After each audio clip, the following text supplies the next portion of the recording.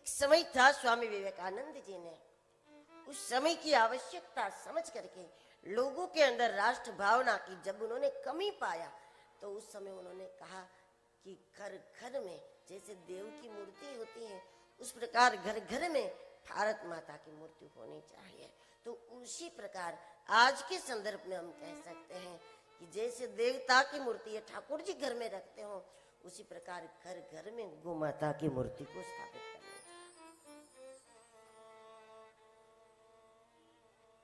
ताकि उसका महत्व हमारे विचार में आवे देखने से।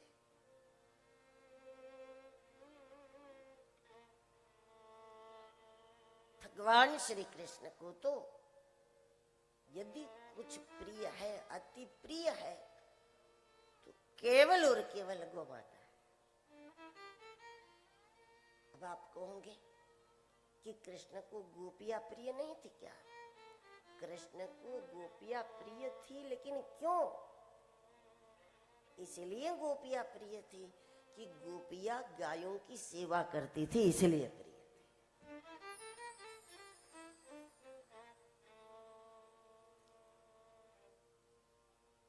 तो अत्यंत प्रिय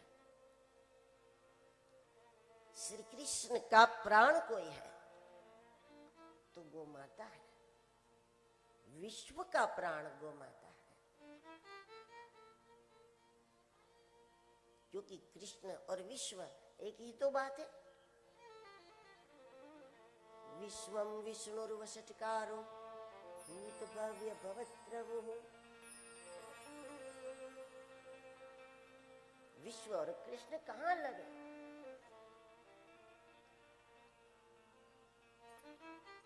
कृष्ण का प्राण है मतलब है कि विश्व का प्राण है।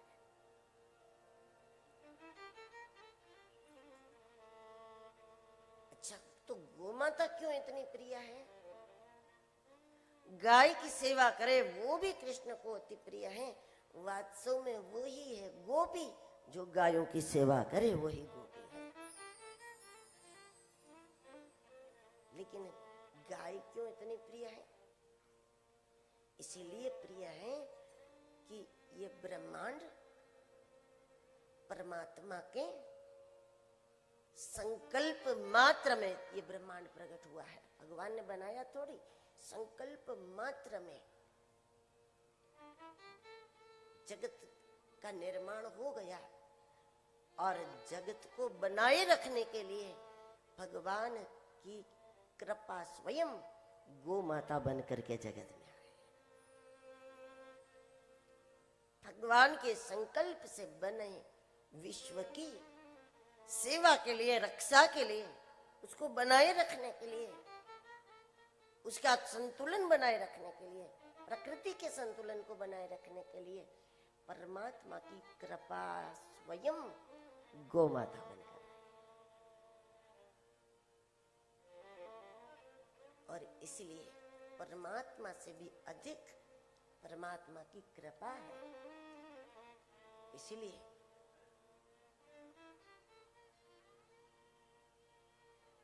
कृष्ण वही होते हैं जहां गौ माता। बिना गाय के कृष्ण की हम कल्पना नहीं कर सकते।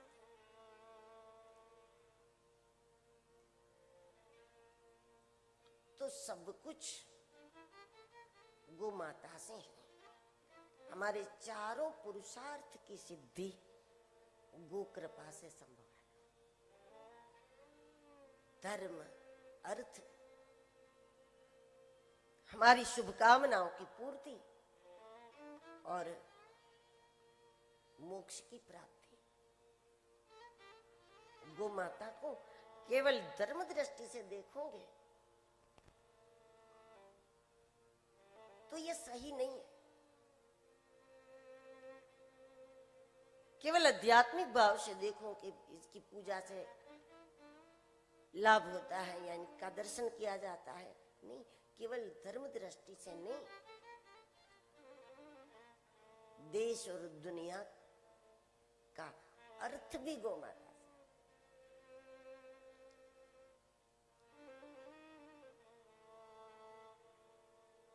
जब गौ माताओं की रक्षा नहीं होती तो हमारी अर्थव्यवस्था भी गड़बड़ाती है।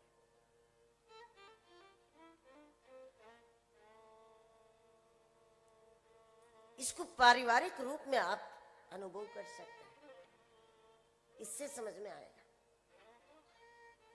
जिस घर में गौ माता है, जिस घर में गाय की सेवा है, उस घर में कामकाज में, उसके बिजनेस आदि में कभी परिवर्तन हो जाए, लेकिन पूरी तरह से उस घर में कभी गरीबी का प्रवेश नहीं हो सकता।